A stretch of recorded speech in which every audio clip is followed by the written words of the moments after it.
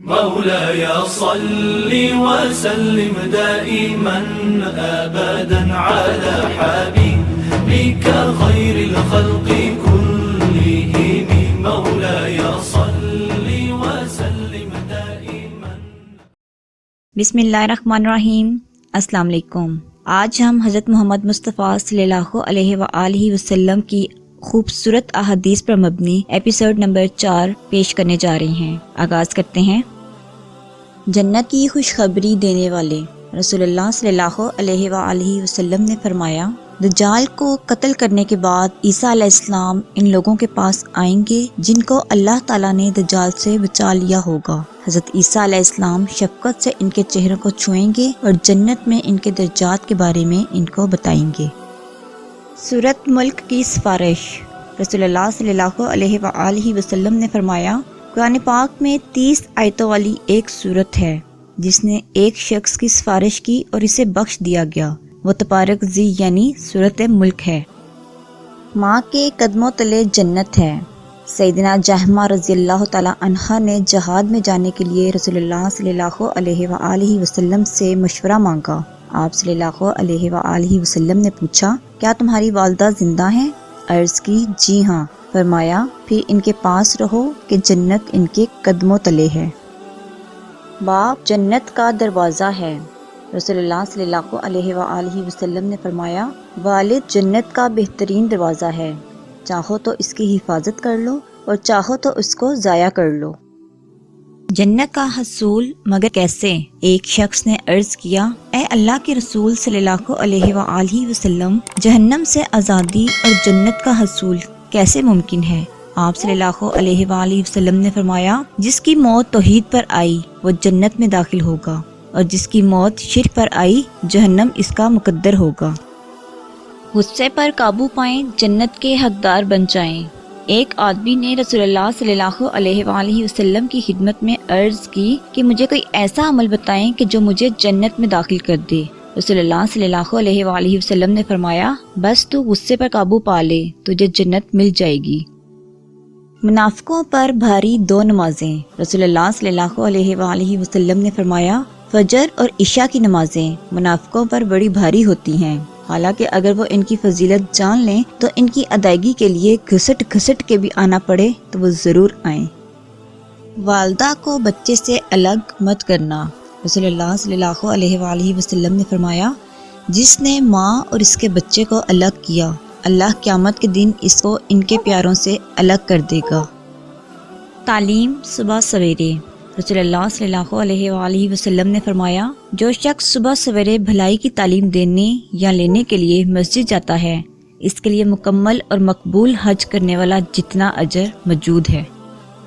زبان کا غلط استعمال. معاذ بن جبل رضی اللہ تعالی عنہ نے رسول اللہ صلی اللہ علیہ وآلہ وسلم سے عرض کی کہ ہم جو بولتے ہیں کیا اس کے بارے میں بھی پوچھا جائے گا؟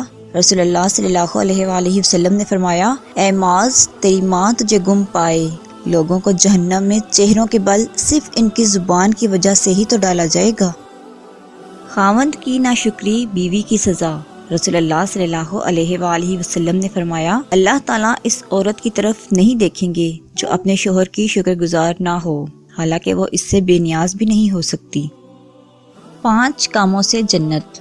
رسول اللہ صلی اللہ علیہ وآلہ وسلم نے فرمایا، جس نے دن میں 5 کام کیے، یعنی مریض کی عیادت کی، نماز جنازہ ادا کی، روزہ رکھا، جمعہ کے لیے پیدل چل کر مسجد گیا، غلام آزاد کیا، تو وہ جنتی لکھ دیا جاتا ہے.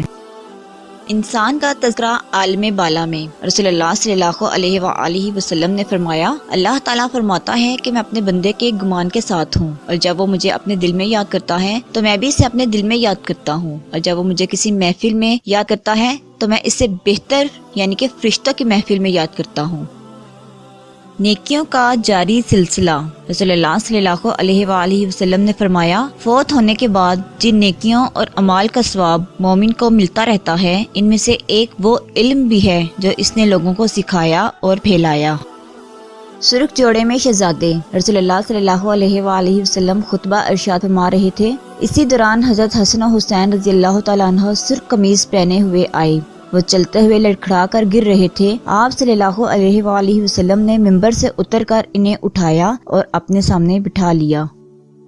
یہ ہے بہترین مالدار۔ رسول اللہ صلی اللہ علیہ وآلہ وسلم نے فرمایا، دنیا 4 قسم کے آدمیوں کے پاس ہوتی ہے۔ ایک وہ جسے اللہ تعالیٰ نے مال اور علم عطا کیا اور وہ اس معاملے میں خوف خدا رکھتا ہے، رشتہ داروں کا حق بھی ادا کرتا ہے اور اللہ تعالیٰ کا حق بھی پہچانتا ہے، تو یہ آدمی سب سے افضل درجے پر ہے، تا قیامت ثواب ملتا رہے گا۔ رسول اللہ صلی اللہ علیہ وآلہ وسلم نے فرمایا، جس شخص نے قرآن پاک کی ایک آیت بھی سکھائی، جب تک کہ اس کی تلاوت ہوتی رہے گی، سکھانے والے کو اس کا اجر ملتا رہے گا۔ رکوع اور سجود۔ رسول اللہ صلی اللہ علیہ وآلہ وسلم نے فرمایا، بلا شبہ مجھے رکوع اور سجدے کی حالت میں قرآن پڑھنے سے منع کیا گیا ہے۔ جہاں تک رکوع کا تعلق ہے تو اس میں اپنے رب عزوجل کی عظمت و کبریائی بیان کیا کرو، اور رہی بات سجدے کی تو اس میں خوب دعا کیا کرو، یہ دعا اس لائق ہے کہ تمہارے حق میں قبول کر لی جائے۔ زمانہ پوچھتا ہے کون ہو تم؟ رسول اللہ صلی اللہ علیہ وآلہ وسلم نے فرمایا، اسلام کا آغاز اجنبی کی حیثیت سے ہوا اور عنقریب پھر اسی طرح اجنبی ہو جائے گا جیسے شروع ہوا تھا۔ خوشخبری ہے اجنبیوں کے لیے۔ دجال کا قاتل کون؟ رسول اللہ صلی اللہ علیہ وآلہ وسلم نے فرمایا، جب دجال کا ظہور ہوگا تو اللہ تعالیٰ عیسیٰ علیہ السلام کا نزول فرمائیں گے۔ وہ دمشق کے مشرقی سفید منارے پر 2 فرشتوں کے بازوؤں پر اپنے ہاتھ رکھے ہوئے اتریں گے اور شام میں ایک پہاڑ باب لد کے پاس دجال کو قتل کر دیں گے۔ یہ سب فرشتے گواہ ہیں۔ رسول اللہ صلی اللہ علیہ وآلہ وسلم نے فرمایا، فرشتے آگے پیچھے زمین پر آتے جاتے رہتے ہیں، کچھ فرشتے رات کے ہیں اور کچھ دن کے، اور یہ سب فجر اور عصر کی نماز میں جمع ہو جاتے ہیں۔ پھر وہ فرشتے جو تمہارے یہاں راحت میں رہے اللہ کے پاس جاتے ہیں، اللہ تعالیٰ ان سے دریافت فرماتا ہے، حالانکہ وہ سب سے زیادہ جاننے والا ہے، کہ تم نے میرے بندوں کو کس حال میں چھوڑا؟ وہ فرشتے عرض کرتے ہیں کہ جب ہم نے انہیں چھوڑا تو وہ فجر کی نماز پڑھ رہے تھے، اور اسی طرح جب ہم ان کے پاس یہاں گئے تھے تب بھی وہ عصر کی نماز پڑھ رہے تھے۔ مصطفیٰ صلی اللہ علیہ وآلہ وسلم کی انگوٹھی۔ رسول اللہ صلی اللہ علیہ وآلہ وسلم نے چاندی کی ایک انگوٹھی بنوا رکھی تھی جو زندگی بھر آپ صلی اللہ علیہ وآلہ وسلم کے ہاتھ میں رہی۔ وفات کے بعد وہ انگوٹھی سیدنا ابو بکر، عمر اور عثمان رضی اللہ تعالیٰ عنہ کے ہاتھوں میں رہی، اور اس پر محمد رسول اللہ صلی اللہ علیہ وآلہ وسلم نقش تھا۔ دوسروں کو دکھ نہ دینا بھی صدقہ ہے۔ رسول اللہ صلی اللہ علیہ وآلہ وسلم نے فرمایا، تم لوگوں کو دکھ دینے سے بچو تو یہ بھی صدقہ ہے جو تم اپنے اوپر کرو گے۔ دعا کیجئے کہ پروردگار بڑی لاج رکھنے والا ہے۔ رسول اللہ صلی اللہ علیہ وآلہ وسلم نے فرمایا، تمہارا پروردگار بہت لاج رکھنے والا اور بڑا سخی ہے۔ بندے کے اٹھے ہوئے دونوں ہاتھوں کی وہ بڑی لاج رکھتا ہے اور انہیں خالی یا ناکام نہیں لوٹاتا۔ تاجر حضرات کے لیے گناہ بخشوانے کا موقع۔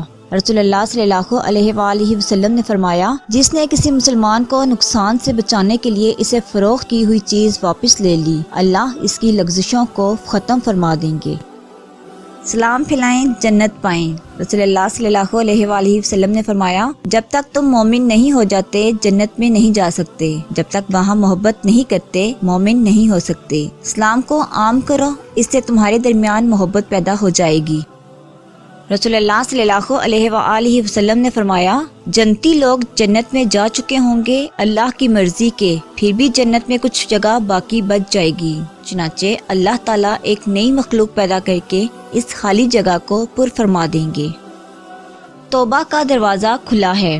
رسول اللہ صلی اللہ علیہ وآلہ وسلم نے فرمایا، زنا کرنے والا جب زنا کرتا ہے تو وہ مومن نہیں رہتا، چور جب چوری کرتا ہے تو وہ مومن نہیں رہتا، اور شرابی جب شراب پیتا ہے تو وہ مومن نہیں رہتا۔ پھر بھی ان سب آدمیوں کے لیے توبہ کا دروازہ بہرحال کھلا ہوا ہے۔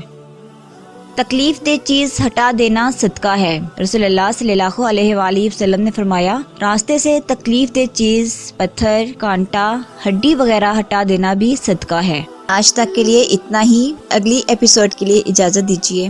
اللہ حافظ۔